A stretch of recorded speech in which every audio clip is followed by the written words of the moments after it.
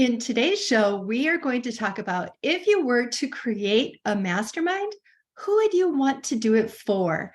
Who would you want in this mastermind? This is a question I get a lot, and so we are going to talk about it. So join us as I help you think about who would you like to have in your mastermind.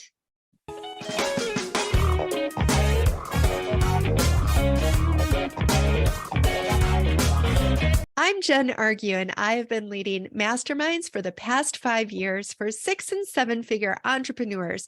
And I would love to help you start your own mastermind as well, so that you can create a really big impact with those around you and work a lot less and make a lot more at the same time. Who should you invite into your mastermind? This is a question people get when they start thinking about having a mastermind as one of their offers. They throw around a lot of different ideas about who they could serve and who they would want to mastermind with. And so today we're going to talk about the different things to consider as you think about forming your mastermind and who it's for primarily. So number one, and this is probably the most obvious or second most obvious, is who do you enjoy being with?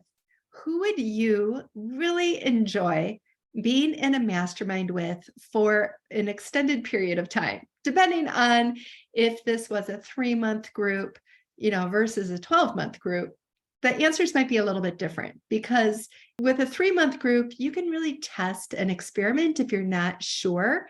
But with a 12-month group, you want to make sure really that you do love that group of people. So think about, just make a list.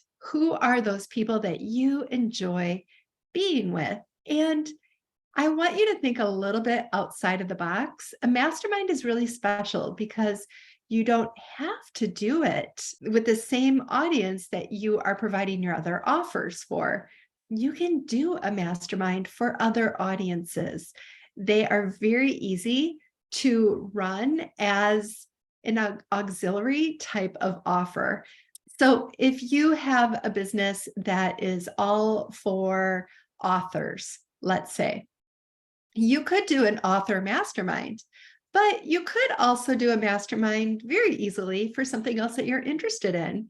You could do a mastermind for people who knit, or for painters, or people who want to get better at something.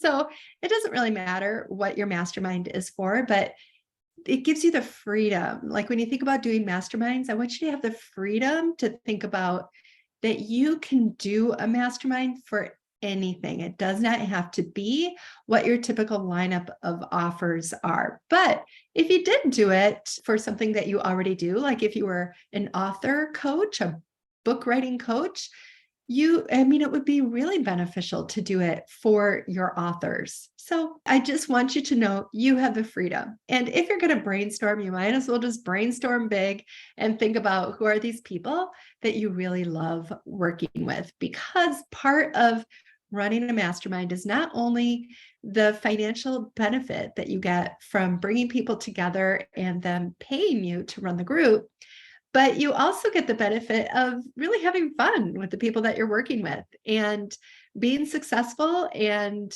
achieving your goals isn't always monetary. It can also be joy. So think about it in all of the ways that you want to think about it, and make a big list and brainstorm it.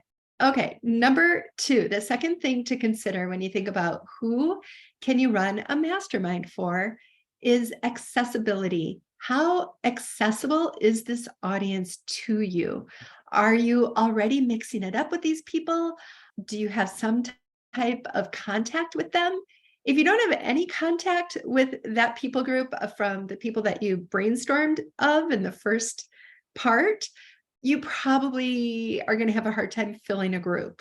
So let's now think about, out of all those groups that you listed in number 1, circle the ones that you actually have accessibility to. So if you have accessibility to your authors, or to painters, or electricians, whatever it might be, put circles around them because you want to be able to obviously fill a group. And so you want to be able to have contact with these people. So that's number 2. Number 3 is, does this audience have access to the funds to be able to invest in your mastermind? So one of the biggest things that I'm a proponent of, and that is always making sure you are getting paid for your masterminds. If you're running a free mastermind, the commitment level has to be so high of everybody in the group. They have to be very clear on the goal of why you're meeting, and there has to be somebody there to really implement the structure. So it's not that I'm completely against a free mastermind. I'm just saying they typically don't work. It has to be somebody who is really motivated and really good at running the group to be able to make a free mastermind work. So on that note, does this audience that you're picking have access to the funds to afford your mastermind? And when you think about being able to afford it, I want you to be realistic about the amount that you can get paid for running this group that is actually going to give you joy and not make you resent doing the work.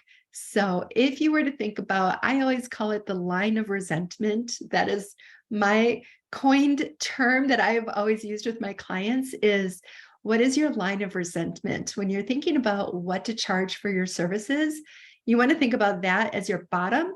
And then what is that crazy line, that line that's at the very top in your mind that you would ever ask somebody to pay you? That crazy line is a really fun number to think about. Like, wow, if somebody were to pay me that amount, I would just have so much fun serving them, running the group, surprise and delighting them with different things.